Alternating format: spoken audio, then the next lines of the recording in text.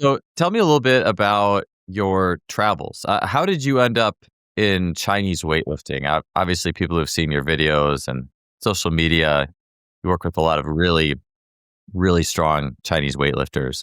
Was there any other international like travels, or what landed you there specifically? So, I mean, I've always had an interest in Asia, just Asia in general. When I was in high school, I was a gymnast. And then, like in my junior year, I grew too tall. And then my coach said, there's no hope for you. It's like, you need to find another sport.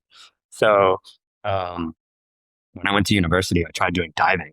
And I realized that that was a big mistake because I'd spent a lot of time landing on my feet. And in diving, you have to land on your face. And, there was just that defense mechanism because in gymnastics, you learn not to do that, and so it was really hard to make that extra turn. And then plus, couple that with the 4 a.m. practice, the cold water and getting spanked by the water whenever I'd miss a dive. I said, okay, enough of this. So I just decided to, get jacked and swole, just like a lot of young guys. Mm. And but I realized that I like getting stronger in the process. So I started veering into powerlifting. And at the time, like there was not a lot of information. I mean, there was no YouTube, no Instagram. This was like, in the early 2000s, so there just wasn't a lot out there. Even a lot of, there wasn't even a Google. So but Louis Simmons was writing stuff. And so he was publishing a bunch of articles. So I started to use his method, but he would always talk about how his system was based in weightlifting. And so at the time, I didn't know what weightlifting was and I didn't really care. I just decided to follow the powerlifting route and, get stronger. And, with his articles, he didn't have a lot of pictures and much less any videos. So, I tried following his method and because he made it seem like, oh, if you just box squat and you do this and you do some posterior chain work, you too can squat 300 kilos, or more. Yeah. And yeah, and so I would do these lifts, but like I was not getting close to a 300 or 400 kilo, squat. And then eventually I saw some of his guys at a meet, I think it was at the Arnold one year, but I saw like the body type that it takes to do that, and they're built like a box, like super wide, super thick, super short. And I was like, okay, this is how you squat 400 kilos. I'm like, this is not for me. I still like getting stronger, but I did kind of, sober me up as to like how far I could go. But I was always interested in, he kept mentioning weightlifting. So then I just decided to search it once. And I saw this, in the search results, I saw this video, this poster of Pyrs Dimas. I don't know if you know like the IronMind company, but there's that black and white poster where he's doing like the number one sign like this. It was at I think the 96 Olympics. And, he's got like 4 or 5 plates on the bar. You can't see what it, how much it is. At least I didn't know what it was at the time. Sure. But, he was like ripped through the singlet. He's had a 6-pack that was popping through. His arms looked, really jacked, but he looked normal, like he didn't look like a box or a square, he didn't look like a professional bodybuilder. So that looked attainable. And I said, that's a kind of a body that I'm interested in. So I said, well, what is he? Like, I want to see what kind of lifting he's doing. Maybe I can look like that. And so then, I started looking into weightlifting further. And I remember finding this video of Pyrs doing a clean and jerk. And I thought that was so cool. And so I decided to give it a shot because with Louis, I was already doing front squats, overhead squats, and things like that. And since I was a gymnast, I could get really low anyway. So I had a pretty good foundation for this. So I go to the gym and, I put, 245s on each side because I didn't have kilo plates. There was like, there was no Rogue company or any sort of companies that sold this kind of stuff. So then I got there and I'm pondering the bar for about 30 minutes, trying to figure out like, how am I going to get this from floor to shoulders? How am I going to get this from A to B?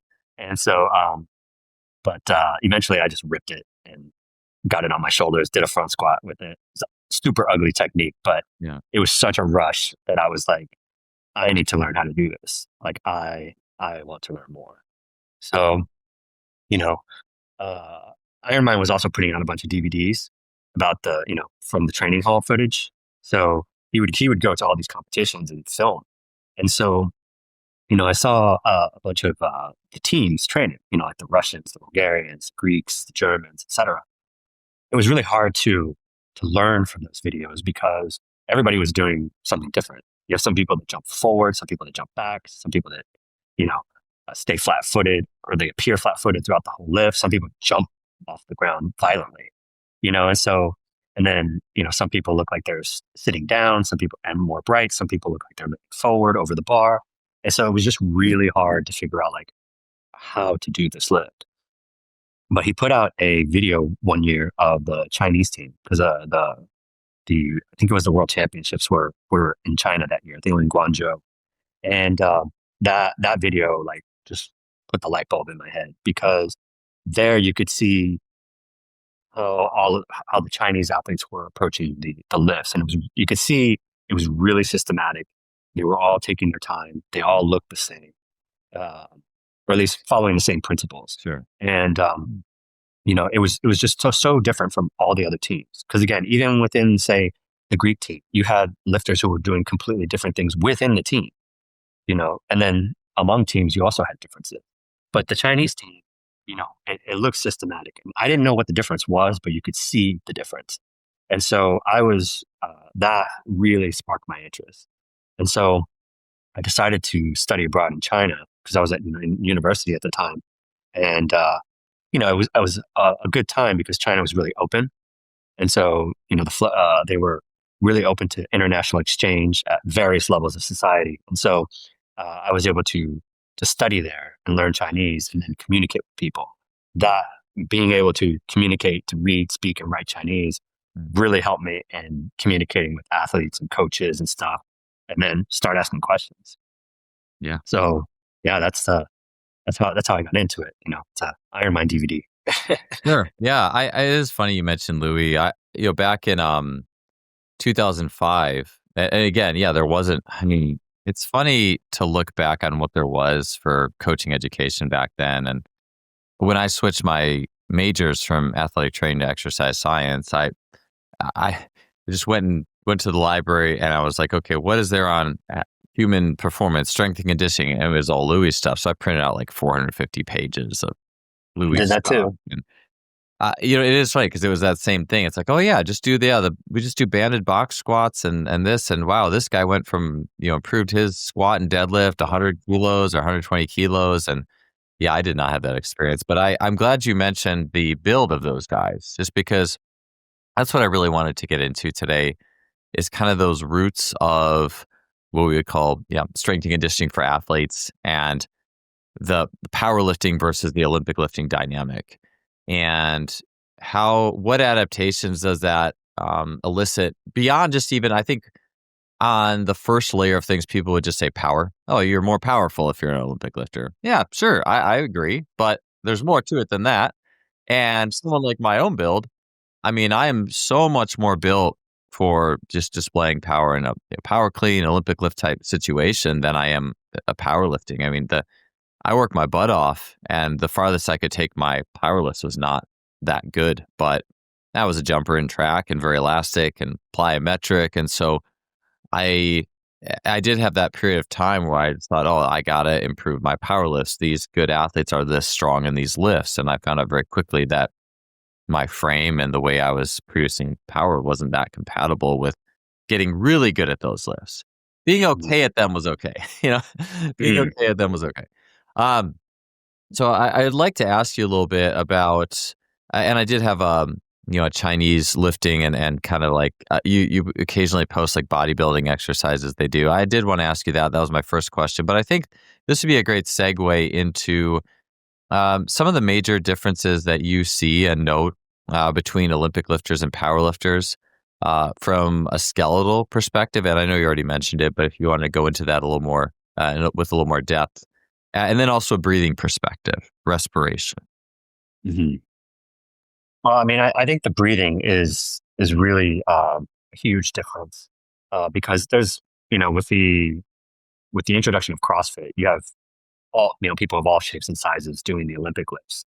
So the breathing, I think, has been a huge part and a huge difference between the lifts. And, honestly, I got to, credit Bill Hartman on this, because he's the one that opened my eyes to this breathing, or at least it gave me the words to be able to describe it. Because like when I was in China, I would be at various levels of training bases, and they knew the shapes that they wanted for successful lifts.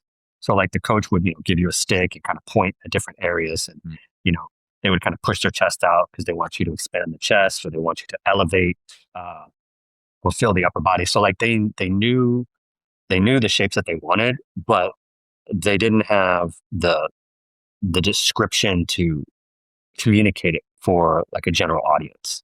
And most of the lifters that get selected to do professional weightlifting, already have that shape. So it's not there's not too much work on their end. But when you're dealing with general people, you have to try to make a shape. And so working with Bill helped me do that. Like help me verbalize how to create those shapes.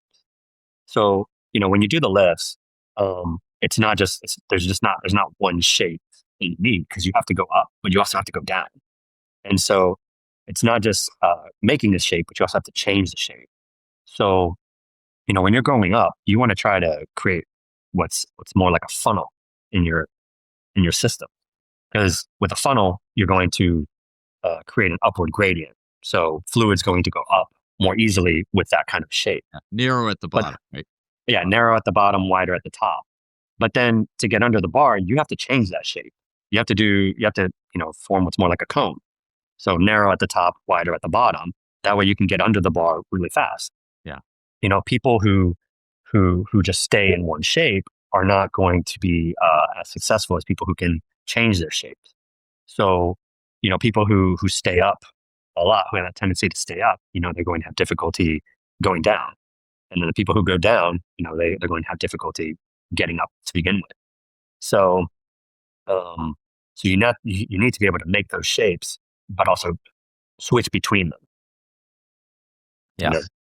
I'm curious how much you can switch, in the sense that I think at least a lot of what I've thought over time, and at least that early maybe Dunning-Kruger following of Bill, where you're just learning it and you're like, oh yeah, this makes sense. But then there's of course more layers to it, would be someone who's like a funnel. And I know Bill has described this when he's been on my podcast. I believe he has. I think it was the one when Chris Wycus was also on, but there's different shapes. There's the funnel and the piston, all different shapes of someone's rib cage, and how that's going to do a lot of how they function. So my thought would be, and I know I'm a funnel, like I was a track jumper. I mean, just bouncing, like that gradient worked in my favor. And I always struggled as well with like the deep position of a squat, the sticking point of a squat. That was the thing that really killed me. But if you would have asked me to like do a really heavy farmer's walk with a lot of weight, I could do the same as somebody who could squat 150 more pounds than me, just because it was all tall and that kind of thing. So, and like my power clean and those kind of numbers, stuff that didn't require me to descend too far. So basically someone who's like a funnel, you're saying that the work is getting that pelvis to expand, to open space, to be able to get in the bottom more effectively, so you can reverse it. Well, I mean, it's the whole system. So I focus more on the upper body, because that way it's a little bit more, it's a bigger space. It's easier for people to feel. But basically you have to squeeze the lower part of the torso and expand up. So, and you want to do that from the start position, because your goal is to go up. So you have to create that funnel in the start, and then you have to change it as you go down. So it's actually the opposite of what a lot of people try to do. So a lot of people, they learn from powerlifting, or they learn from strength and conditioning, and so they try to breathe like a powerlifter. So what they'll do is, they'll squeeze their upper body, the upper part of the torso. They'll squeeze their shoulders together. They'll shrug. They'll tense the arms, right? And then if they have a belt, they try to push against the belt. So if you look at what you're doing in that situation, you're squeezing the top but expanding the bottom as you try to push your belly against the belt. So you're making that cone shape, and that's really good if you're trying to go down. But that is not what you want to do when you're in the start position. So, if you're breathing like a power lifter in the start position, you're making your job more difficult. So, mm, what I do when I teach people is first I'll teach them how to do the opposite, how to compress the abs and then allocate the air in the upper torso so that they make more of a funnel shape. Athletic performance is built on a spectrum of training methods, from high velocity skills to power training to strength work. And on one end of that spectrum, on that strength end, you have the most targeted work in the form of machines. And this is part of the reason that so many top speed and strength coaches have their favorite machines to deliver that targeted stimulus. For decades, Hammer Strength has been a top provider of reliable, effective machines that are trusted by coaches and athletes worldwide. They fit seamlessly into that total performance program, delivering that targeted strength stimulus. When it comes to your machine-based strength training needs, think Hammer Strength. Got it. So a couple things with this, because I want to talk a lot about the lifts, which are such a first love of mine in training. I think I get carried away sometimes being in more of the track and speed and general athletic performance world. And you see athletes who are overlifted, especially in the power lifts with the standard coaching shoes and stuff, that sometimes I get a little jaded and I'll think, I would rather just talk about speed and plyos sometimes. But the more I learn about pressure and the shape of a torso that can handle pressure, I'm like, man, there's so much good stuff here. And even track athletes, like we talk about like track athletes and doing abs and stuff. And I think a lot of people would look at direct abdominal training and sit-ups and things like that. Be like, oh, it's just superficial. They're just trying to look good. It's not going to help you. But like what you're talking about, if you're creating a torso that backs being a good funnel, you look at like great track athletes, sprinters and jumpers. They have usually wider shoulders, which there's obviously a genetic portion of that you can't change, but usually pretty ripped abs. But the interesting thing that I've been, and for that compression's sake, but then the chest is a thing that I've been thinking about a lot more lately. And this got on my radar a lot with, I think one of the things that Bill's spoken about is doing a lot of trap bar deadlifting, which is very common in the athletic performance world. Obviously, you're not going to, I wouldn't imagine too many people use that in Olympic lifting, if at all. No, not too much. Yeah. But like one of the things is like getting really good at a trap bar deadlift has a big top down gradient. Like you have to squeeze your chest downwards. And I was thinking, okay, well, if you did a lot of that, maybe that's not great if I want to maintain that powerful funnel position, because if I start to squeeze my chest too much, I can't get the space I want to be a good funnel. And I know, I speak from the experience of myself. I know this has really just been a lot in the last year. Like I've done a lot of work trying to open up my own chest, breathe into my chest. And honestly, even just aesthetically, like if all I cared about was looking good, I'll stand there in the mirror and I'll just breathe and just play with like where the air goes in my rib cage. And I'm like, man, the more air that goes in my chest, like, I rarely talk bodybuilding or aesthetic stuff on this show at all, but I'm like, my chest and pecs look a lot like I think they're supposed to when I get air up there versus that just getting squeezed down thing. And so 100%. No, it's like instant. It's instant chest. Yeah, that's what we all really care about, honestly. Like, yeah, it's good. It's fun to sprint faster, jump higher, be better on the field. And honestly, like, but I will say it's funny, like bodybuilding too. Like, I think we just write off bodybuilding sometimes as, it's not functional. It's just muscles. But honestly, the shapes that bodybuilding can give you when you really pay attention, I think can be really valuable. But it's a lot of it's the shape, that like, and for me, it's been that like breathing into the chest. And hey, it's nice that it makes my chest look more like aesthetic, but I'm like, there's a lot of function behind this too, getting air up there versus constantly doing stuff that squeezes you from the top down. So that's been an eye opener for me with that funnel, back in the funnel. There needs to be a phrase about the funnel to make it catchy so that we really can put that on the forefront, because I think it's so universal. Well, I think you always need to take into account the shape when you're doing bodybuilding. Yeah. So, for example, people, you'll see a lot of Chinese weightlifters, they'll do upright rows, really explosive rows. And those are useful. But what they do, it looks like the bar is going up. But when you do an upright row, the way they do it, you can see that their torso is going forward and down. So the upright row, especially once they pass the optimal height for a snatch pull or clean pull, the torso starts compressing from the top down. So upright rows are great if your goal is to try to go down faster, because it's squeezing you from the top down. So it's helping you go down. But if you are doing upright rows with the intention of trying to go up, then you're creating interference. Like you focus on the shiny object, which is the bar. You say, oh, the bar is going up, and I am going upright. But but a lot of people ignore that. Yeah, that's going up, but your body is going down. Yeah. So you have to look at like how you yourself are moving, not just the bar, but then also what kind of shape you're creating with that. Yeah. And in a similar way, a lot of Chinese athletes, they avoid bench press because the compression from the bench combined with the compression from the weight that's in front of you, it's going to squeeze you from A to P, from front to back. So it's going to make it's going to take away your ability to go, forward. So you have to go more outward to the sides, and that will take away some of your range of motion. And for Olympic lifting, you need to have access to certain spaces so that you can get the bar overhead properly. Otherwise, you're going to have to go around it. So you might have to swing the bar outward. You might have to lean away, what looks like leaning away from the bar. Like you're going to move around in a way so that you can get the bar from A to B. But so a lot of athletes will actually avoid that. A lot of Chinese athletes will avoid bench pressing because, they don't say it this way that, it creates a shape, but they'll say something like, oh, it takes away from my shoulder range of motion. Yeah. So, and a lot of coaches there, follow that. Dude, if I turned sideways right now, I'd almost disappear.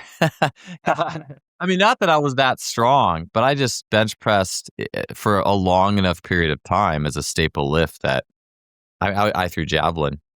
And I always used to be able to touch my hands. Like if I put my hands behind my back, one over the top, one over the bottom, I could always get a few inches of overlap. And then I think eventually enough consistent, steady pressing over a long period of time, coupled with working at a desk and not throwing as much. And man, I mean, it's crazy how fast that range decreases. And then you just think, oh, it's just mobility. We'll just stretch it more. And I'm like, I cannot.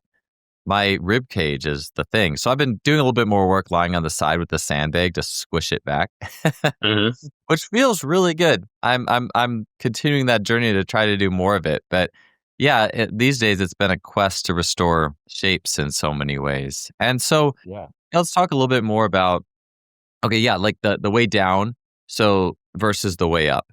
And maybe I'll give the context of, I hate to just use myself for all these examples, but it's easy. Probably the strongest I've ever been from a powerlifting perspective. I was doing this thing, it was called the Cube Method by Brandon Lilly. It was awesome. I mean, if you want to get stronger, it was really cool. I thought it was a great program. And I probably put like 60 pounds on my deadlift in about 10 weeks or 12 weeks and a good bit on my other lifts. And it was funny because after that cycle was done, I think my standing vertical was down like 3 inches or 4. It was really, really bad. I mean, that was age 32 and I'm 42 now. I could jump way higher. And then when I was at the end of that, and as you were talking, I was just thinking, I think that program taught me how to go down really, really well. But I think it really impeded my ability to reverse rapidly, to go up and create the shapes to go up.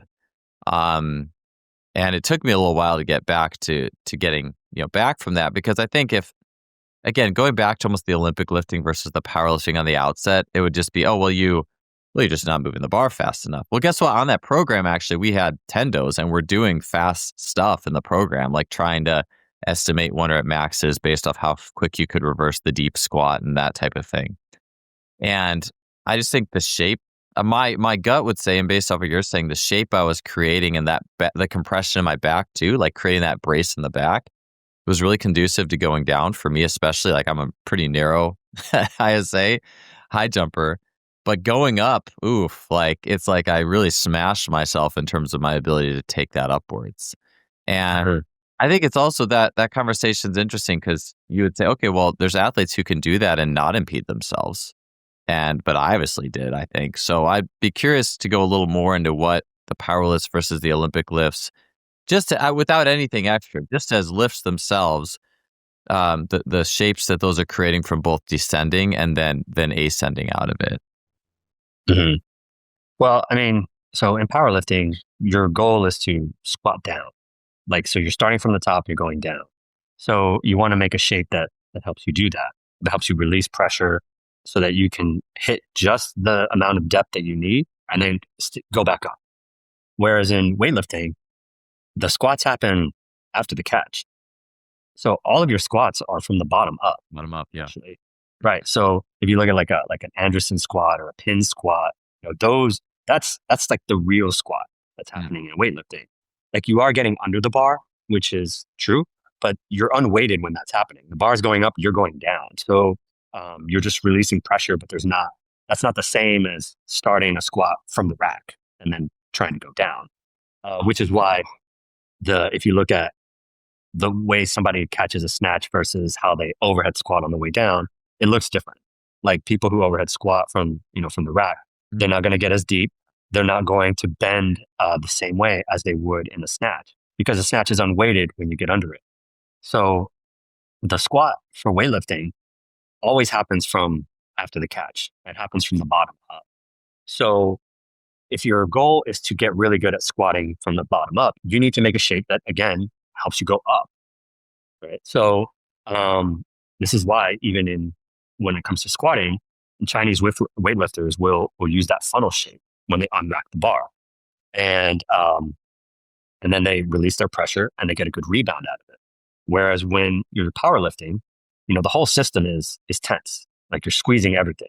And then you're releasing pressure by expanding the belly, pushing against the bell, and then creating a space for you to go into. Yeah. And then you squeeze it and go back up. But those are two totally different shapes. Yeah. And they affect, the speed, but they affect the depth, and they also affect like the shape. Because even if you watch like the deepest squat in powerlifting, it doesn't look like a snatch. It doesn't look like a clean. If you watch the front squat in a clean, it's not the same as a heavy front squat from the rack. So, you have to keep in mind the shapes that you're working with and that you're trying to create so that, you can be successful or make better decisions when you're training. Yeah. Oh man, that's so good. Because funny enough, I was going to say, and you kind of reminded me of this so I did that powerlifting program when I was about 32, and I don't know what I did for the next couple of years, probably meandered in different ideas and systems. And then about 35, I had not stumbled, but I had settled on, okay, to restore my power, what feels the best for me is a medium to high block clean with a deep catch. And that was my primary. I was doing maybe a set of 10 singles on front squat, heels elevated front squat to supplement it, or, stuff like that. So one set of 10 to 12 was my supplement there. But the main work for my strength was a lot of just doubles and triples of that deep block clean catch. So go off the blocks, higher position, squat catch, and get it lifted up. And my vertical was at that peak was 8 inches higher than it was on the powerlifting program. I knew it was night and day. It was just crazy. I also did weigh a few pounds less, but that just felt the best. And that was one of the things I always loved with Olympic lifts in general. I remember a lot of just self-taught, no idea what I was doing. There's some video of me when I'm 23 years old lifting in Vibram 5 fingers because I'm like, yeah, barefoot, Olympic lifts and catches. And so, of course, to catch it, my feet have to spin way out and all this stuff. But still, I was doing, I was really getting into snatches from the floor just because I didn't know any different. But, and I just love the feeling of heavy catch. I remember one day after a heavy snatch workout, full catch, I remember playing basketball. It's just some guys were getting together at a church, and I was jumping so high. I remember I got a breakaway and dunked on the breakaway, and I came off the rim and landed on my face or something. I don't know. I wasn't ready. I was overstimulated. It was really bad. It says a lot of bad things about me as an athlete, to be honest. But all I'm just trying to say is that always felt really good. Way better than if, as you said, just doing an overhead squat and dropping down. Something about catching and receiving the weight in that position was just so athletic, and it felt so good. And that's the one thing where in my home gym setup, I don't have space to do Olympic lifts well. I mean, I guess I could trick out my basement, but even then I couldn't stand up with it. So I just do other stuff, and it's all right. But that's the thing that I do. This was always felt so good. And I guess I was just thought, again, first layer, just reactivity, like not thinking of the skeleton. Just again, if we're just thinking power, it's like, oh, it's more reactive. It's an instant catch. It's an instant isometric. That's from that side of the equation. I would think of it that way. But I love what you're saying with the shapes and the breath and the funnel too, because I actually think that's the first order really. Because you could do you could do a back squat fast and drop and catch it, but I don't think that would be as good as like a snatch catch or a front clean catch.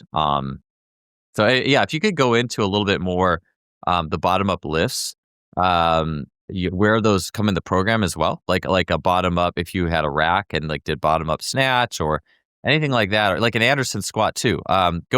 Please go into those and their usefulness for Olympic lifting, and then also if you think there's implications for the general population and explosiveness. I would love to hear your take. Mm-hmm.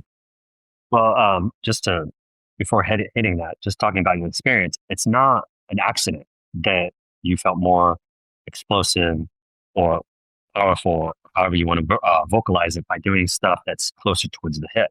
Because one of the things that's happening is that you're changing shape throughout the lift. And again, this is something that I've been able to vocalize after working with Bill. I guess it seems obvious when you see the lift, but people look past it. People don't focus on that. But you are changing shape.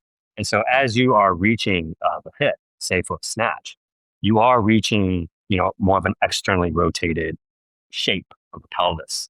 You are reaching that late propulsive position, and you are reaching that funnel shape.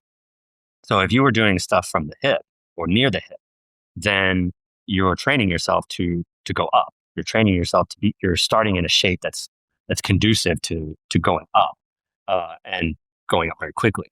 So, if you spend a lot of time doing a bunch of trap work and squeezing yourself from the top down and pushing yourself to the ground, then when you switch to this stuff, it would, of course, it's going to be different. Now, if you had done something, say, from like mid shin or mid thigh, you would be more in this internally rotated position, which, may or may not help as much. Okay, so, because your setup might reinforce the strategy that you were using before that, with the trap bar. But if you're moving outside of those ranges, or those areas, then, you're helping yourself move and create a different shape.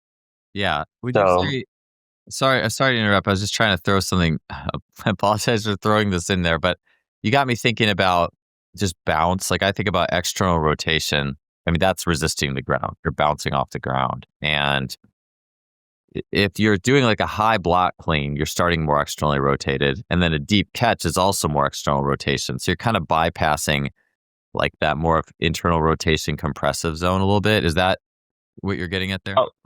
Oh, for sure. So when you're doing from the blocks and you're near the hip, you're releasing energy, a lot of it, and really fast. So you're going to move forward very quickly. But then if you catch deep, like I said, you're unweighted between, after the elevation and the catch. So the bar's going up, you're going down. So you don't have time to stop in the middle and create that internally rotated position.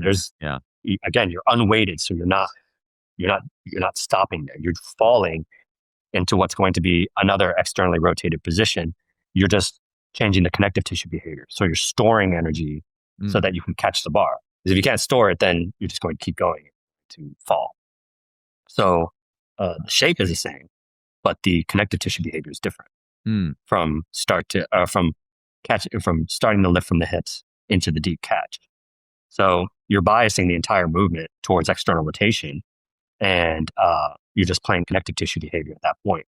And again, if you've been using more of an internally rotated position or spending a lot of time in that range and squeezing yourself from the top down, then that kind of a movement can help, I don't say undo some of that, but it's changing the shape into a way that moves fluid differently. It moves it more upward.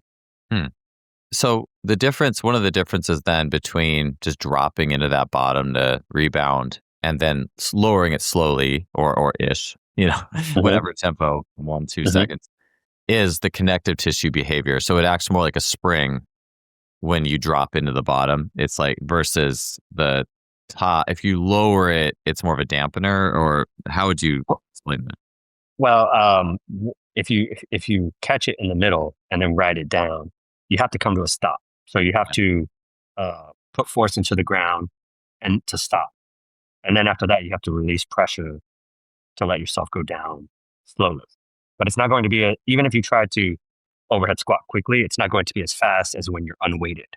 Yeah. So you do have to, for you to stop, you do have to internally rotate. So you are changing the shape midway in the catch, which, if you're doing power snatches, I mean, there's a time and place for that. But if your goal is to try to get low, or try to,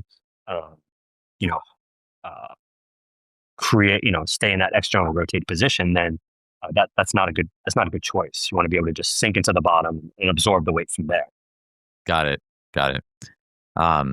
Yeah, it's interesting. It's just really interesting with that stuff. I was thinking about you as you're talking. It got me thinking about another anecdote, and I don't know. There's a few layers to this, but I just remember one day I was like in grad school, and I was back squatting, and I decided, all right, I'm going to squat really deep. I mean, like as deep as I can, like just get into the bottom.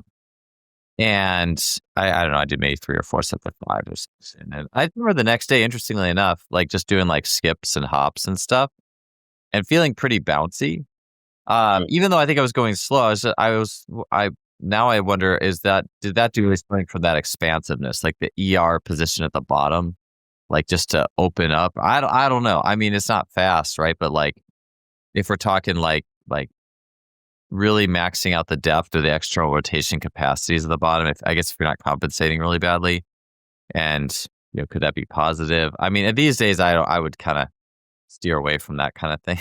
I don't know. Well, I mean, kind of force me to the bottom of deep squats not being a great idea a lot of times. So, when you go into that deep position, you're storing energy. That's the thing. And so then, if you're able to go deeper, you're going to store more energy. Mm-hmm. And so maybe that is what is giving you the bounce. Because when you bounce, you have to store and release energy, right? So you can either do stuff that helps you release energy or do stuff that helps you store energy. And so if what you're lacking is the ability to store energy, then forcing yourself into that deeper position can have a benefit. Yeah. You know what I mean?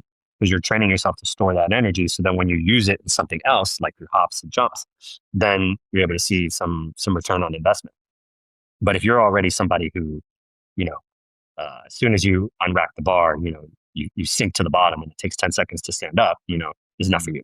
That's not the kind of squat for you. You want to, that's where you do want to maybe do like a touch and go box squat or something that helps you stay up because you're already really good at going down. Do you think there's a difference, not to get too far into the archetypes, just because I think, we're already talking about stuff that's pretty heavy, the shapes and with all this biomechanical ideas or all these biomechanical ideas, there's a lot of layers. Like it can be, especially if you're not, versed in Bill's world and watching all the Q&As and stuff, it can be a lot. So I don't want to get too far into the archetypes, and also for my own sake. But would you say, as a generalization, like someone who's more of a wide ISA, muscular power, however you want to do it, versus a narrow infrasternal angle who's more of an elastic, bouncy type, would one of those archetypes do better than the other with more bottom up? That makes sense. Like I'm almost thinking for someone like me who's a narrow, like more elastic and bouncy, I should do way more bottom up, maybe even compared to someone who's more of a wide, or no, or is it pretty universal? So, I mean, when we're talking about these shapes, like this is what has to happen in the lift period, regardless of your archetype. So it doesn't matter if you're narrow or wide ISA, like you need to go up and you need to go down. Yeah. So, and you need to make a shape that lets you do that. So, so the good thing is that we don't have to get into those, those archetypes too deep, because this is the way to do the lift. So, the archetypes are useful whenever you see it, to help you analyze like undesirable behavior and how to address that, how to make better decisions, and also understand how they're turning in space. But again, in terms of just doing the lift, you have to go up and down, and you have to create the shape that does that. So, and because there's weight classes in weightlifting, you're going to see, different body types. So you're going to see, some of the big boys and the supers, and sub supers they're going to be more of your wide ISA kind of types, whereas as you go into the lighter weight classes, you'll see, guys who are more narrows. Yeah. But, sometimes you'll get an outlier, somebody who's, really short and stocky and doesn't weigh a lot, and they're pretty wide for the weight class. And so they're going to be using a different strategy. Got it. In terms of that reversal power, so coming out of the bottom, a bottom up quick motion. I find it interesting, and you had a post on this, like squat catchers versus split catchers. So if I'm doing a jerk, people who do a squat jerk versus a split jerk, it does seem to me, with my limited knowledge of Olympic weightlifting across the world, that the Asians or Chinese do more the power catch, the bilateral. But are people who prefer the split catch people who might not have that ability to produce the shapes to reverse that powerfully? I'm curious how one's shape and those dynamics might play a role in whether it's better to split catch or power. And of course, where I'm going to go with this too, for people listening, is I do want to get into the athletic, general athletic ideas as well. Are you more of a unilateral or bilateral person? But maybe let's start with Olympic weightlifting. And what's the shape difference in someone who prefers one or the other, split or power catch? Your squat jerkers, so the people who catch all the way into a deep squat, those guys are going to be usually more conducive to staying upright in the squat. So they're going to have short femurs. They're going to have a longer torso. And that just helps them stay in their base of support more easily compared to somebody with longer legs or longer femurs, because they just don't have to lean forward as much when they go down to squat. Because when you squat, you do have to go forward and down. And so the less you do that, the more you can stay in the middle and over the midfoot and keep the bar over the midfoot. So, that's a first step that they've discovered in China. The other thing is, those guys have a really good funnel shape because you have to do a clean and drip. So you have to stand up with a heavy clean and then get under it again and stand up with it, from an overhead squat position. So the people who are really good at squat jerks, they tend to have a lot of good resistance to squats. So these are the kind of people where, and you've probably seen this, like they get really close to their 1 rep max and they can do a lot of reps. And it looks like they can do 10 to 15 kilos more. But you put 1 more kilo on that bar and they're done, Whereas the rest of us, as we get closer to our 1 rep max, we're struggling. You can see the strain, and you can see that, okay, not 1 more kilo, or you can say, oh, maybe 5 kilos more and that's it. So the squat jerkers tend to be able to do higher reps at higher intensities of the 1 rep max compared to split jerkers. So that also helps. And like I said, they have a funnel. So having a funnel makes it easier to stand up, not just from a heavy clean, but from that heavy overhead squat position. So those are a couple of things that they look for when they're selecting those athletes. It's interesting to just once you have the lens of shapes, just because without that lens of shapes of the funnel, we would look at that athlete who can move fast with, but then that 1 pound more and they just can't move at all. And just under the lens of muscular output, you would say, oh, that athlete's super fast twitch, because as soon as it was 1 pound more, their nervous system's so explosive, and then 1 pound more, their starting strength can't do it anymore, or whatever the classifications with a muscle only, nervous system only perspective. But it's interesting to think about the role of the shape and how that plays into it, because that just makes so much sense to me. Because I 100%. think that confused me a little bit, just a little. The RFD, the rate of force development thing, I think was good enough, but I think always in the back of my mind, like there's got to be something more to that. And even for myself, like I was actually pretty good at a lot of lifts at reps, but I was like, I think I'm more fast twitch than this. Like it was depressing sometimes looking at the estimated fast twitch, slow twitch tables with how good you can rep out certain lifts. And I think I'm in the middle, to be honest. My gene test says double copy of fast twitch. I'm like, well, I had to have something, I guess, to high jump what I did. But it's just always confused me just looking at the reps, and that estimates your fast twitch, and only from the muscle perspective. I think, looking at the shape perspective also, man, it's like once you add that in, stuff, you could see a much more clear picture of how many reps you can do and how fast that bar is moving with submaximal weights. Oh, for sure. For sure. So, what happens with those athletes is that they, once you add that little bit of weight, they change their shape, and now they can't, Mm, they, yep. they just can't produce enough Interesting. force to get up. And so they stay down Yeah. there. Yeah. But, they might be at like 95% and they're able to do 2 or 3 reps, whereas most of us are going to be doing 1 rep Yep. at 95%. But they'll do it for 2 or 3 reps. And again, if you look at the squat charts, you should be like, oh no, you've got way more than, Yeah. Yeah. 5 more kilos. If this is three reps for you, you should be doing more. But it's not like that. And so, not for these guys. And so, yeah, I mean, the charts were useful, but if you couldn't perform according to the chart, you're always kind of just left wondering. And I think like there's a missing piece, and it's like you said, like the shape matters a lot. Yeah. Yeah. That makes perfect sense. It's almost like, so if they can maintain that very advantageous shape, they can just keep bouncing the weight essentially. But as Pretty soon as much. the fatigue hits in, because I think there's so much of that too. It's the elastic rebound of the tissues that also is helpful. And Oh, I think 100%. that's where I love Clifton Harsky, and the idea of, instead of calling it strength and conditioning, calling it like movement strength and conditioning, because it's that steering of the shape that's the movement piece.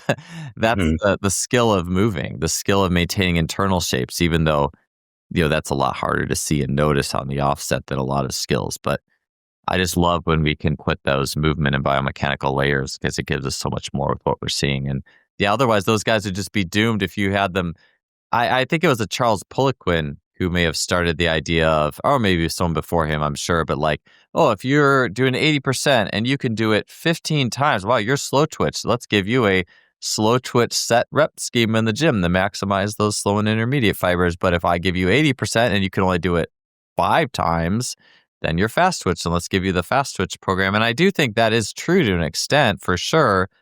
But if you have a shape that's conducive to whatever you're doing, you might test differently. Or I think for me, I just always utilized so much elastic bounce at whatever I was doing, like bench press. I just finagled my body into a way that could get the bounce maximized to make each rep more efficient. Uh, Mhm. yeah, I just think, adding that shape piece in there, I think is, really helpful. 100%. And a lot of all this stuff, that you encounter, it's it's all trying. There's people are measuring it in different ways, but if you go back and look at the people who receive those prescriptions, if you look at their shape, then things become more clear. I just think that, when you say, oh, you need this many reps or this intensity or whatever, that's the load that helps you create the shape or create enough of a Mhm. gradient to move in the direction that you're trying to go. Yeah. And so, yeah, it's like, the good thing about Bill is that it helps you uh, get away from blaming muscles, or blaming stuff that you can't measure very easily or that you can't see. Like people will blame the nervous system, but it's like, Yep. it's like that does not help me in real time when I'm coaching athletes. So I need something else, and the shape is easy to see. Like, but once you see it, you can't unsee it. But you just Yeah. have to be able to know what you're looking at. Yeah, I totally agree. Even with like, nervous system, if you don't understand the shapes, it's like, oh, it's the nervous system or it's the fascia, and I think, yeah, once the shapes come in, oh, it's like, oh, like this is, yeah, it's multifactorial for sure. But it's like, I think at the center of it all, in some way, shape or form, it's the shape athletes can create, both, like you said, with the leg length, like, in the squat Mhm. plane and also internally. And, And the thing is that all of that stuff is helping you change the shape. Your muscles, your tendons, your ligaments, like yep. all that stuff, Yeah. your bones, like all that stuff is storing and releasing energy, changing shape to help you move in the way that you're trying to do. And I think what has created a lot of confusion and difficulty for a lot of people is that, we try to isolate those Yeah. things, Mhm. and just focus on the muscle, just focus on the tendons or whatever. And then you ignore the rest of it. And you're not even looking at the shape, Yeah. you're just looking at the result of the movement. Did you jump higher? Did you get stronger, etc. But if you ignore the shape, then, you're kind of flying blind, you know? And I don't know if it was Louis that said this or, just in the powerlifting crowd, I learned where, I heard the phrase where you can't flex bone. You can't bend bone. And at this point, at the time, I said, "Oh, okay, yeah, bones, very solid, sturdy, and stuff. Yeah, of course." But now, after seeing things from this lens and working with Bill, I respectfully disagree. Yeah, they do You bend. totally can bend bone, and they do bend throughout the movements. So, all of it is working together, and so you have to find a way to put it all together rather than try to separate it because you'll get lost. Yeah. Yeah, it's kind of like the shape is where all that lands. The muscle, bone, connective tissues, tendons, fascia. It all ends up in the shape in so many ways and the pressure. I think it's a good I'm sure there's a heuristic or a mental shortcut we take to want to generalize to one thing. It's, to only look at the nervous system or, say I was on a podcast as a guest recently where we were talking about the old, there's like the DB Hammer book where everything was nervous system centric. It was instead, the three constructs in that book are rate of force development, magnitude or maximal magnitude of application, and then the duration you can hold. But it was all neuro. So it's neuro rate, neuro mag, neuro duration, everything's. But obviously the shape's going to impact, like if we're talking about magnitude of force, like the shape you can make with your skeleton is going to be a big influence in that maximum magnitude. It's not just the nervous system. Obviously the nervous system is massively important. It's awesome. I love getting into that. Not too deep, but at a good, at an appropriate, I feel like, length for being a generalist. But yeah, I think that's really helpful. One of the things I was just going to sneak in there, just from a general perspective, this isn't related to Olympic list per se, but along with the bottom up cleans, the thing I found really helpful over time is Jay Schrader's. I had a March Les doing this in his videos. It's like low squat foot jumps, where you're hopping up and down. You're not riding down to the bottom like a frog jump. If you're doing a plyometric like a rocket or a frog jump and you're riding down to the bottom, it's rather you're stopping on a dime. Like you're just hitting a 90-degree angle with your legs. Basically your hips, knees, and ankles are all pretty close to 90, and you're just popping out of it, and then lifting the knees. And I found so much just instant boost in that. It's a movement I commonly prescribe. And I feel like it probably works along a lot of the same things, like an overcoming piece. Now I'm actually thinking of how to work, like maybe I'll start supersetting it with like some chest breathing exercises and stuff. Like it's the shape change remedy to kind of, especially if you've done too many hex bar deadlifts in your life. But yeah, it's interesting to think about it from that funnel or that idea. Yeah, literally that funnel.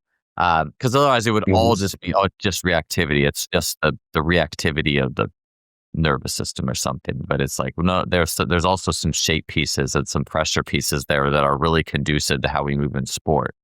I think that plyometric is almost the ultimate example of that versus stuff and a depth jump, yeah, that kind of thing. Versus like and not that I think the ride it all the way down plyos don't have a role. I occasionally use those, but they're not my meat and potatoes. I think maybe for the same reason that like a deep squat has that, the connective tissue behavior with all that stuff. Well, there's just a time and place for everything. So, it was like I said, the people who are really good at going down, you don't want, like you're going to want to do stuff where they catch and maybe slowly lower themselves, or where they do stuff that it's going to bias them to just go upward.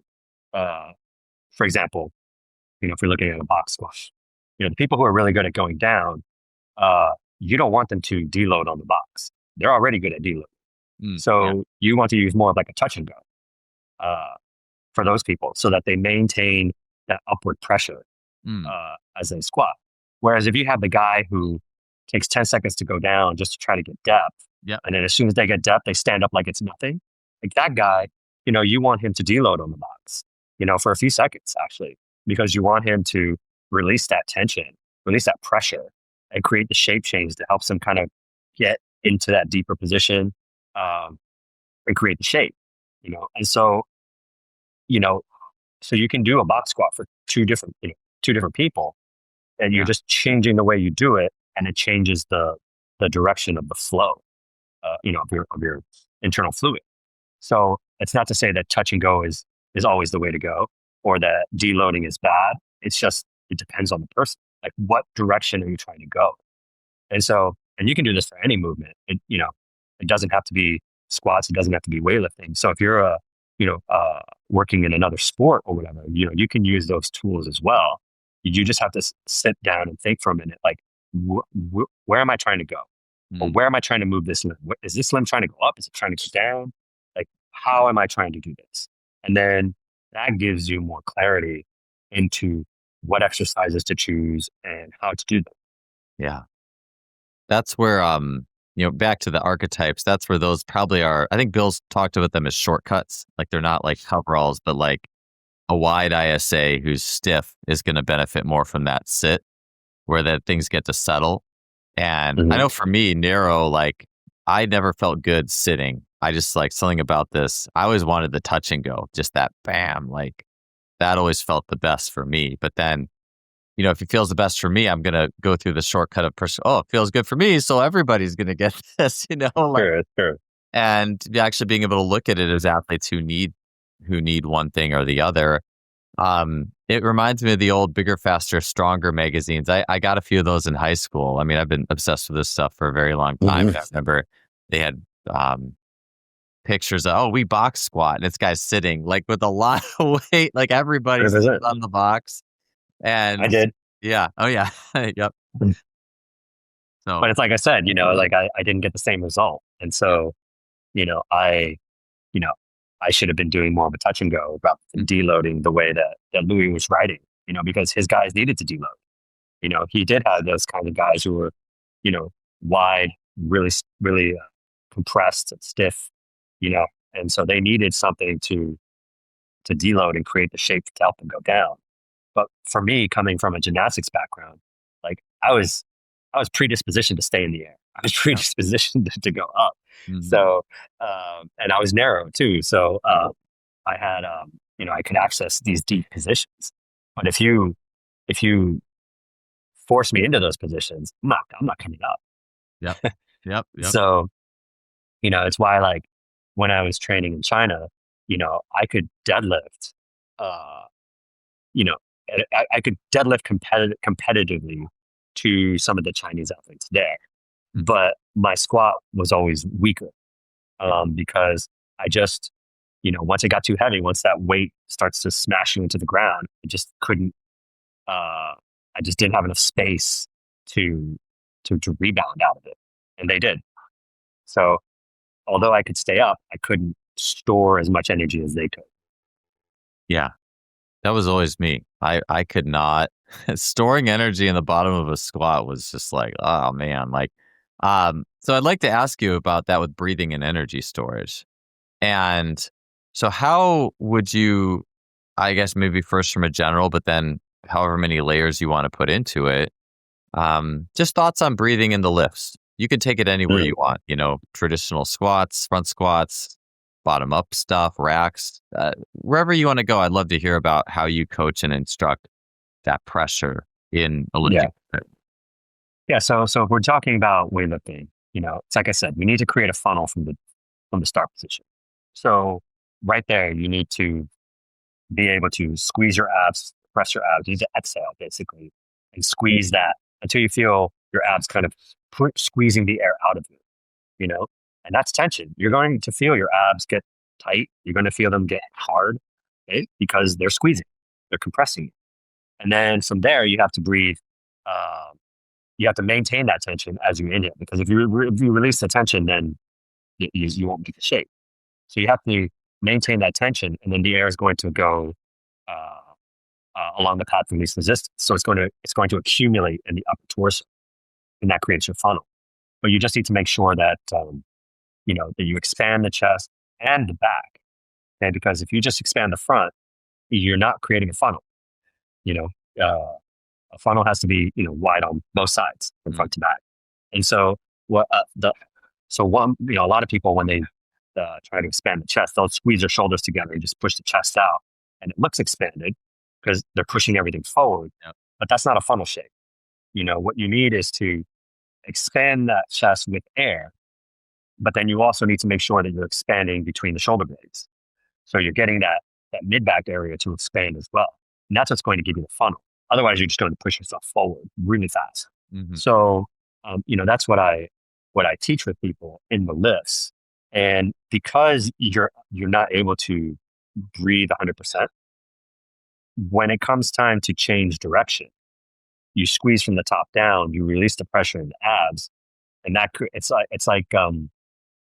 what helps you go down. It's kind of like squeezing a balloon that's not full, so it has a little bit of air, but you can squeeze one side and then the other side gets really big and expanded, and then you squeeze that side and then the other side gets big and expanded. You're doing something like that because you haven't filled the balloon up as much as it could possibly fill. So because you don't have maximum air volume, when you change direction and squeeze differently, you're going to create that shape shift, which is really important. But if you just take a huge breath and try to gulp the air as much as possible, then you don't have any space to move. And so, got it. And then you might have to change shape to accommodate that air.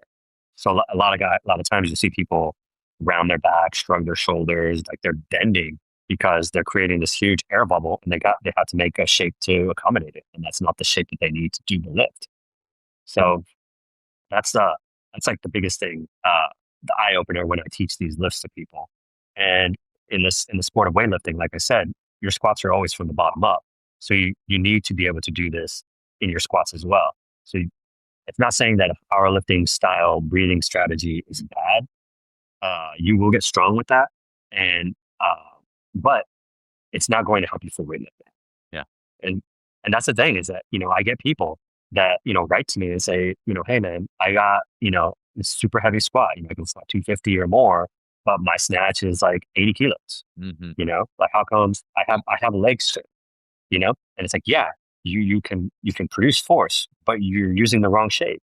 Yeah. And so that's not helping you for the snatch. That's not helping you for the clean, And so, and same thing with deadlift. Again, they'll use a powerlifting style deadlift, and they say, look, I've got this heavy pull. How come I can't, snatch more than I do or clean more than I do? And it's a shape. So it's not a strength issue. It's a shape that's expressing that force production. I want to just unpack that a little bit. So a general squat, so you're saying more abdominal tension because that's going to expand the back more, because typically people just compress their back. Would that be a first step in unpacking it a little bit? So what happens with a lot of people is that they'll arch the back, Yeah. right? So they'll go. So that's closing the space behind you.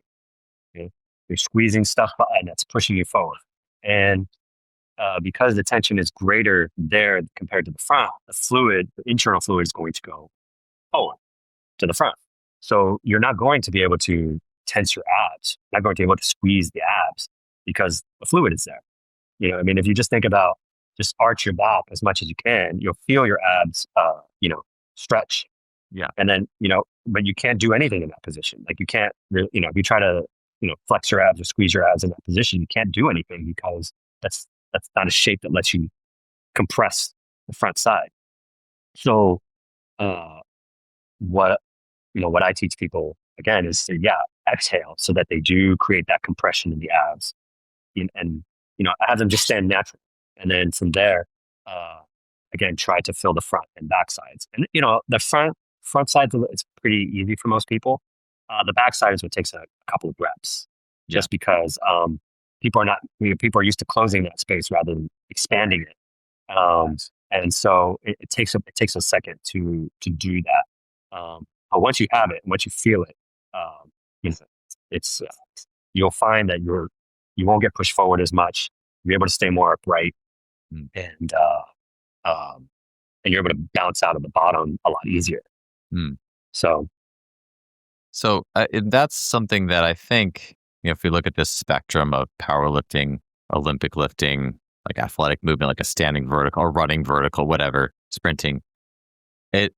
Chris Korfist said this a long time ago, something to the tune of people who are more athletic and fast tend to be able to squat better with a more upright torso or a torso that kind of mirrors the shin angles versus leaning way forward. It was an old article. Maybe it was on Simply Faster. It was Free Lap USA maybe back then, or I don't remember. I just remember seeing that. I was like, wow, I can totally see this. And so it strikes me that, people debate in the strength and conditioning community, Olympic lifts and weightlifting, and should we do Olympic lifts? To me, it's, if you can learn the shapes and pressure and movement behind the Olympic lifts, I think that's the spirit of so much of it. And Right. I was trying to think of where was I going? I forget where I was going for this. Oh, I know. The guy who could squat a lot, but really struggles to do Olympic lifts. That also strikes me as someone who is not going to be as effective on the field. Whatever you're asked to do. From a shape perspective, you aren't creating the shape that converts into explosive power.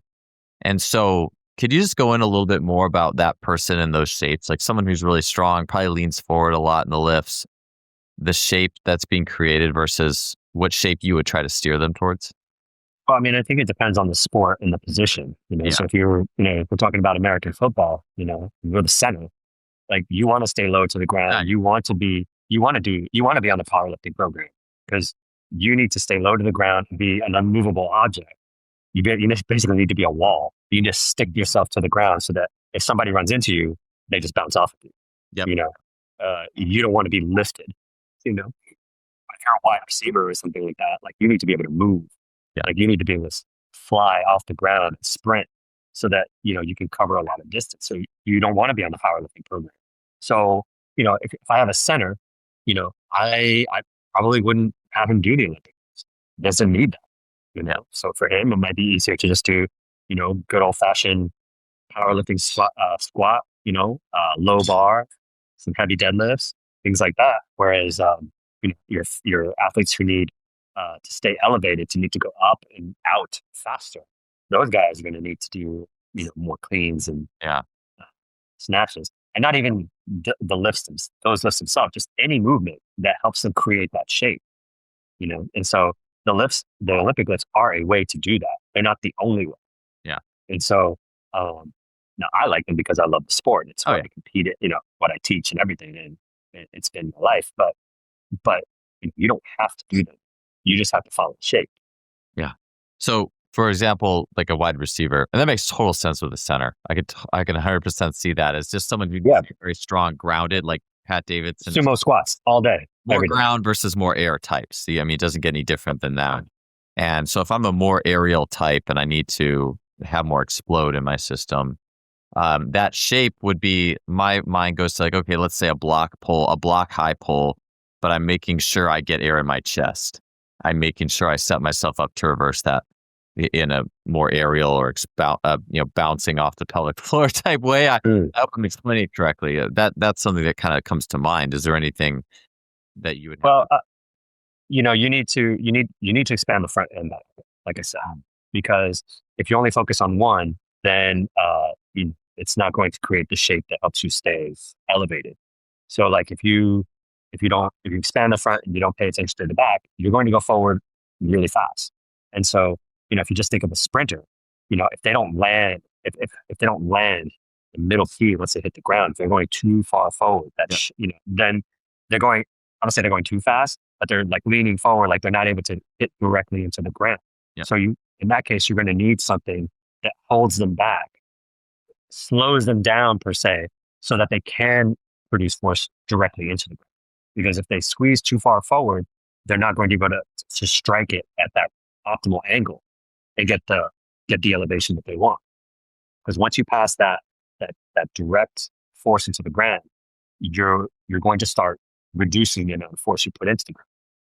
So again, some people need to go faster, some people need to slow down. But the goal is to get them to be in that spot where they can produce the most force. Yeah. And again, some people need to go faster, some people need to go slower. But that's how you will optimize it. And that's why you can't just say it's just one or the other, or it's just one exercise or another. You need both. And you just need to know what shape you have, what shape you want, and then what exercises are going to help you do that. Yeah. So let's just say for someone who's not a center in football, but like maybe they want to do Olympic weightlifting. Maybe they're in a different sport, but they're just like that. Their explode, their Olympic list, their snatch is poor. Their ability to create that shape is poor. Maybe a lot of it is just their genetic shape, but their squat's pretty good or whatever.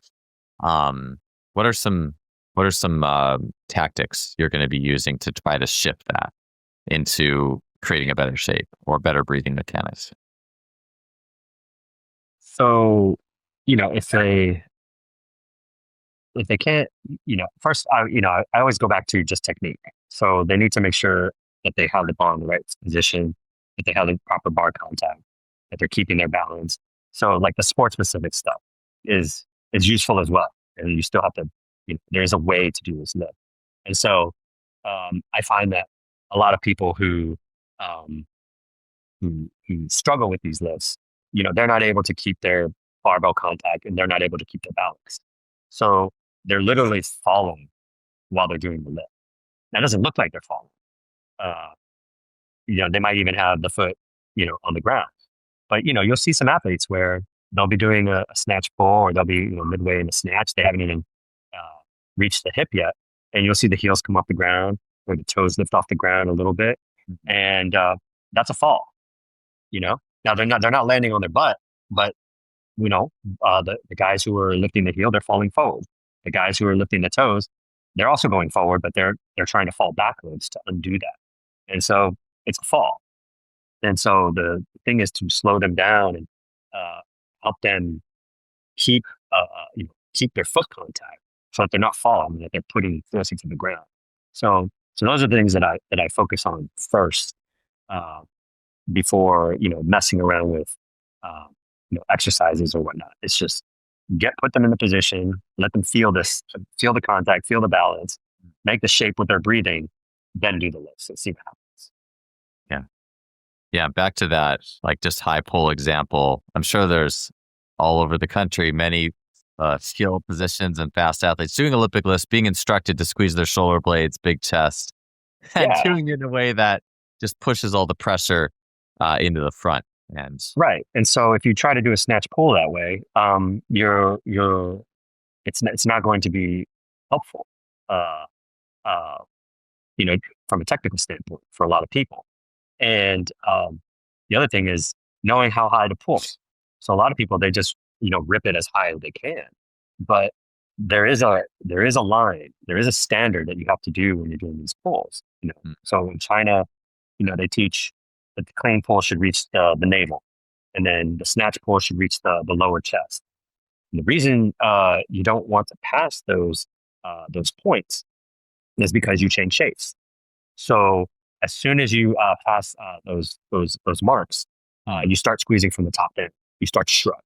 Yeah. And again, people look at a shrug and they think that they're going up. They look at the shoulders and think, oh wow, like I'm going upward like this. But to do a shrug, you have to actually squeeze the chest. So it's the chest, it's the rib cage and chest that's going down. That's creating this relative elevation of the shoulders. And you can just try this yourself if you're sitting there. Just lift your shoulders as much as you can, but put your hand on your chest, and you're going to feel your hand go down and in. Like you can't raise your shoulders and still keep your chest expanded. Yeah. And so once you pass those marks, you're going down, or at least you should be going down. So if you're doing a snatch pull as high as possible, you're trying to go up, but you're creating interference because you're changing the shape. So now instead of throwing the fluid upward, letting it flow upward, it's going to crash. It's going to dampen as well because you're blocking its upward movement. And then that throws off your timing and rhythm. So this is why you'll have people who will say, oh, coach, my snatch pulls are so heavy. Like I'm getting so much height on the bar, but I can't snatch. I can't get under it. Well, yeah, because your timing is, you're already, and you've already made a shape, but you've resisted it. And you can't squeeze further. Because once you pull so high, you're making that cone shape. And if you force yourself to stay up there, there's a limit to how much you can raise your shoulders. You can elevate your shoulder. You can shrug. And so once you reach that limit, you can't do anything more. So you can't go down. It's like It's like when you do a bicep curl. Like if you bend your elbow as much as you can and you reach this limit, like you can't curl any further. So if you're in this position and you're asked to curl with your forearm, touching your bicep, like there's nothing for you to do. You can't move. Yeah. And that's what happened. Is these guys literally can't move down into that shape. So Mhm. they've made it, but they've resisted it. And then they're stuck. And then they complain that they can't, again, that they have super heavy snatch pulls, but they can't catch. It gets me thinking about Julian Pinot has a system of internal and external torque, and he talks about that with like CrossFitters doing dips. It would be an example of people who let the shoulders shrug way up when they're doing dips. They just hit that strategy, and he refers to that as a more external torque related strategy in terms of the muscles that get activated. If we look at the muscle knock on effects from working in that position, and it's different than someone who keeps that chest in a proper or good open position. And so it's interesting to think about, what happens when the shape changes and now what muscles come online and are working. I think he was referring to injuries happening in some CrossFit, some competition with a lot of dips and people lost the shape and then so it's really interesting to think about. Running into the last question, because I mentioned this in the beginning, was I think I touched on it, was hypertrophy or accessory exercises and shape. And I know I believe you posted a little bit of this on some of the accessory or bodybuilding type movements that are done. And it's interesting to think about. There's the Bulgarian system, Abajev. It's like only Olympic lifts, nothing else, not even like accessory squats, just straight, just do the thing. But of course, I trained with him for a year. Oh, nice. Yeah, it was a very interesting experience. But it was fun. It was fun. Those who, it's funny because Max Seda it did as well. He was on the show, and it's interesting to talk about like who survives that system. I suppose people who can keep the shape is one thing that probably helps. Well, you know what? I mean, again, it's like I didn't know any of that back then, but it's true. Like because you'll be able to do it, and if you can maintain it, with those loads, then you have a better chance of being injury free. But if you're always missing or you're losing shape, then something's got to absorb that stress. And you only have so much of those lifts in you. So with that, that'd be so interesting to talk about too. I've just been thinking about that system just from a philosophical adaptation perspective, like forcing adaptation. How long can you force adaptation before you just blow up? And, like how long can the PEDs stretch that out for? I don't know. It's just, it interests me with just hard training concepts. But I did want to ask you about, sorry to get distracted with that question. Just like bodybuilding, muscle-based training to help. How does that play out in your role in Olympic weightlifting? Yeah, well, I don't worry too much about the muscle, because it's going to get training no matter what. Like everything is working together. Like you can't isolate the muscle. Even a bicep curl, like you still have to. It's not just like the bicep of the arm that's doing stuff. Like the rest of your body is holding you so that you don't fall on your face when you move a heavy dumbbell. So everything is working all the time. So the focus should be on if you're going to do this bodybuilding movement, what shape is it helping with? And how is that helping you go up or down? And it becomes really clear once you just ask those two questions and go from there. Because a lot of people get stuck with programming because there's so many exercises, so many ways to do them. And it's hard to choose which way to do it. And you'll see athletes successful using all kinds of styles. But if you can just ask yourself, okay, so what direction do I need to go? And what shape do I need to get there? Then you can say, okay, well then maybe I need upright rows because I need to go down. Or maybe upright rows is not today, not for this person. Or I'm going to do box squats. And I'm going to do a touch and go for the person who needs to stay up, and a deload for the person that needs to go down. Maybe I need to do some split squats. Okay, but maybe I need to do a front foot elevated because I need to be able to put more force into that side. Or maybe I need to, you know, change the location of the weight so that I don't turn as much during the split squat or the jerk. So, you know, that might be doing a split squat with the kettlebell or dumbbell on the lead leg side or the opposite side. You know, so it's not that one is better than the other. It's just what's happening in the lift, and then how the reverse engineering it. And then that's where you get your bodybuilding. So, and again, it's just, or for example, if you want to do, you know, a lot of Chinese athletes will do lat pulls and pull-ups.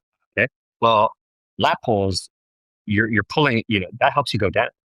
Like you're squeezing, you're trying to pull yourself down. Whereas if you do a pull-up, you're trying to go up. You're trying to create upward pressure to get your body to the bar. So we can all do lat day all day, every day. Cool. But the person who needs help going down, they're going to be doing lat pulls. And then the person who needs help going up, they're going to be doing pull-ups. Interesting. Yeah. Because the pressure is different. You're unweighted when you do a lat pull. Like the stack, the weight stack and the bar is lifting you off the ground. So what you have to do is produce a lot of force to try to pull that bar down. So you're pulling yourself down. You're squeezing more from the top down when you're doing a lat pull versus when you're doing a pull-up. It's not the same. It looks similar, and you know, and everybody feels the lats, but you're going in a different direction. The pressure is completely different. Yeah, I'll have to try that with the lat pull next time at the gym. I was just thinking as you were saying that about anecdotally, some strength coaches have talked about in putting pull-ups in a program. They see and I'm sure there's a lot of things that have happened in the program, but noting an increase in sprint times with an increase in pull-ups, I think it's hard. You know, I'd be curious to see an actual, like, you know, statistical study on that. But when you first said lat pull and top down, I was like getting confused. But I was like, pull up, like maybe, being able to reverse the pressure upwards and having a strong enough. And obviously lat's important, working along with the glutes and sprinting, but maybe the pressure as well going up. It's interesting when you think about things on the level of shapes and not just, strong lats and it works with the glutes. I mean, I agree. Yeah. But what's happening from a shape, pressure in the shape as well? Yeah. I mean, the thing is just that your muscles do more than the things that we learned that they do. Yeah. You know, like they don't do one thing. They don't stay the same shape the whole range of motion. And so they're always, and different parts are firing at different times, you know, and, you know, we look at some of these muscles and we call them one muscle. But when you look at some of the research, you'll find that, you know, what we call one muscle in the textbook is actually like 4 or 5 different muscles, you know? And so it's, you know, it's a useful like starting point and roadmap, but you don't want to rely too much on it because it's just too complicated, you know? Yeah. And so, you know, like your lats, it's such a huge area, you know, it's not just one muscle. It has different layers. And so it's going to do a lot of things. And so, you know, again, you can do lat pulls and pull-ups and you're going to feel the lats working, but it's going to be different. Yeah. You get me thinking about swimmers now. I'm like, man, this is the last question. I'm like going up, but you opened up my brain here because I was thinking, I remember there was one stint. It was a group of swimmers. I wasn't working with them at the time, but like there's a group of pro swimmers, and in their program was a bunch of neutral grip pull-ups. And like they would rotate around more, but for some reason they were on neutral grip for, I don't know, a few months. And I think they were all saying it was messing with their swimming. Like something about that was messing with them. And then I was thinking lat pull down I always felt like that was a pretty good, just my gut said this is a good movement for swimmers. I mean, along with pull-ups, like you want to be a pull-up purist, but I always felt like lat pull downs also got a really good response. And maybe something with keeping their back up on top of the water. I don't know, but it was, you got my wheels turned now. So I'll have to approach it with that light. But it does make sense. I guess you're pulling your chest up to the bar in a neutral grip. It's almost the opposite of that reaching, expanding, catch position with the back up on the water. So I'm sure there's some shape stuff that could definitely go into that too. Let me just ask you this, because lest my brain get hung up in places I don't want it to right now. Abs. So like just direct work with abdominals, because we talked about that in the pressurization piece. Talk about how you would do that for anything with that for Olympic weightlifters, just because I think there's some universal applications. Obviously, track athletes love doing abs, and we say it's all cosmetic, but I think there's probably something from a feeling perspective in there. Direct abs and Olympic weightlifting. Any thoughts on that? I mean, athletes still use them. I don't use them as much. I just, uh, again, I don't want to isolate a certain muscle, but you do need to be able to compress to create that shape. So, if you are, if you're really arched, you're pushing forward and everything expanded like that, you know, um, you know, ab work is not going to help you very much. You just don't have the shape for it to do anything. You have to slow the center of gravity down. You have to breathe and expand different areas for that ab work to do something. So the abs are they're always working. They're working when you squat. They're working when you deadlift. So I don't worry too much about that. And if you're doing it for cosmetic reasons, that's more diet than anything else. So yeah, but athletes do it. They like the pump. They like they like the cosmetic feeling, but it does. It's low priority in my exercise selection. Got it. Awesome. Well, hey, thank you so much, Manny. Where can people learn more about you and your work if they want to check that out? Yeah, so they can go to ChineseWeightlifting.com, and they can check out what I'm all about there. I've written some books on Chinese weightlifting, and I've updated my second book to talk about a lot of the shape change, and because I've arrived at a point where I can verbalize it, and kind of bring coherence to what I learned in China with what I've learned from Bill, and so that's useful. And so if it's more of a visual book, so it's good for coaches. It's also good for athletes, and and then you can check out any of the seminars that I do or the camps that I hold in China. I'll talk to people to train there and at a professional base, so they get to see what's happening live, and then be able to spend 2 weeks living the life of a Chinese weightlifter. Awesome. Well, hey, thank you so much for the conversation today. I really appreciate it, and I'm glad we could make this happen. Thanks for having me. It was fun. I hope it was useful for people listening.